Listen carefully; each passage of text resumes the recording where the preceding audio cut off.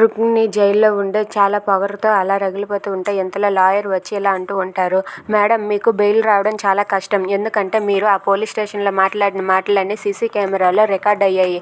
ఎందుకంటే రాధని నేనే కిడ్నాప్ చేయించాను, రాధని నేనే చంపడానికి ప్రయత్నించాను, ఆ భిక్షుకు నేనే డబ్బులు ఇచ్చాను, ఇవన్నీ కూడా మీ నోటితో మీరే చెప్పేటట్లుగా ఆ సీసీ కెమెరాలో రికార్డ్ అయ్యి ఉన్నాయి.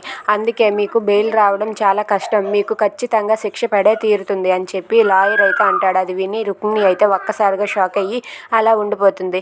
ఒకవేళ మీకు బెయిల్ రావాలంటే రాధగారికి తిరిగి వాళ్ళ ఆస్తిని వాళ్ళకి రాసి ఇస్తేనే వాళ్ళట ఆ కేసుని విత్డ్రా చేసుకుంటారు, లేదంటే వాళ్ళు చేసుకోరంట అని చెప్పి అంటాడు. అది విని రుక్మిణి అయితే నేను మాత్రం ఆస్తిని రాసి ఇవ్వను అని చెప్పి రుక్మిణి పట్టుదల పట్టి అలా ఉంటుంది.